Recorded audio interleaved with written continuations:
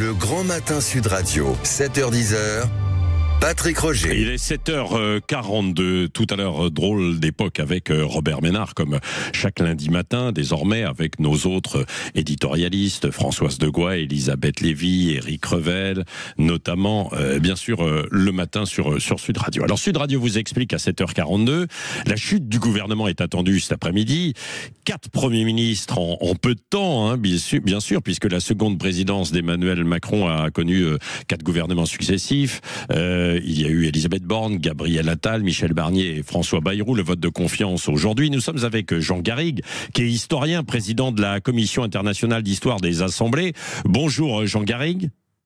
Bonjour. Merci, Bonjour merci d'être avec nous. Est-ce que l'on a connu, parce que là on est quand même dans une période d'incertitude, est-ce qu'on a déjà connu pareille situation sous la Ve République, Jean Garrigue ?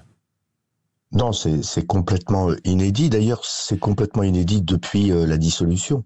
Vous l'avez dit, 4 ministres, gouvernement qui tombent comme les feuilles sur les arbres en automne. Non, c'est quelque chose de tout à fait inédit. Pourquoi ? Tout simplement parce que on est dans une situation où on a une assemblée qui est divisée en 3 blocs.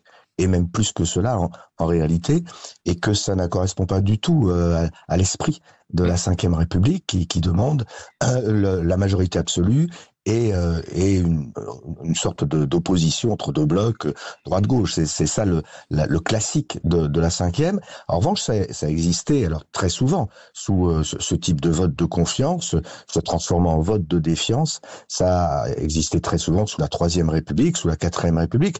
En réalité, on vit quelque chose qui ressemble beaucoup plus à la vie politique de la Quatrième République. Et d'ailleurs, François Bayrou prenait très souvent comme exemple Pierre Mendès France. Pierre Mendès France, au bout de quelques mois, a été renversé par une coalition de ses adversaires.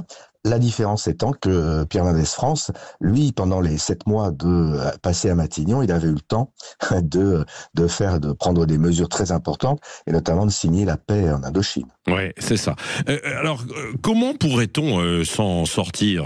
On va pas aller trop loin dans les scénarios parce que évidemment c'est un peu compliqué. On verra ce que décidera Emmanuel Macron à l'issue de ce vote de confiance. Alors, ce n'est pas encore complètement fait, mais bon, d'un mot, il n'y a pas beaucoup de suspense quand même, Jean Garrigue. Si vous qui connaissez bien la politique. Non, franchement, je pense qu'il n'y a aucun suspense dans la mesure où le Parti socialiste d'un côté, le Rassemblement national de l'autre ont décidé de ne pas voter la confiance. Je ne vois pas d'issue pour François Bayrou, ce qui veut dire que de toute façon, nous aurons un nouveau gouvernement, sans doute, je l'espère, dans un délai le plus restreint possible. Après, est-ce que avoir un nouveau Premier ministre, avoir même une dissolution qui amènerait de nouvelles élections et qui probablement renforcerait le Rassemblement national, est-ce que ces 2 hypothèses qui sont aujourd'hui les plus crédibles changeraient fondamentalement la donne ? Tout le problème, c'est que ce n'est pas sûr du tout. Je veux dire qu'on pourrait quand même se retrouver, alors c'est sûr, si c'est un changement de Premier ministre avec un Premier ministre minoritaire, et donc avec de gros problèmes pour gouverner, et si c'est après une dissolution, de nouvelles élections, eh bien une assemblée qui pourrait encore être fracturée, je dirais, en 3 blocs. Vraisemblablement, le Rassemblement national se renforcerait, peut-être LFI d'un autre côté se renforcerait, mais les macronistes, enfin le bloc central, serait réduit. Que se passerait-il pour les républicains ? Bref, beaucoup d'incertitudes et on n'est pas du tout sûr que cette crise terrible de la vie politique en France puisse se résoudre rapidement. Ouais. Merci beaucoup pour ces explications et puis écoutez, on va voir comment ça va se passer déjà aujourd'hui. On va espérer, on va croiser les doigts.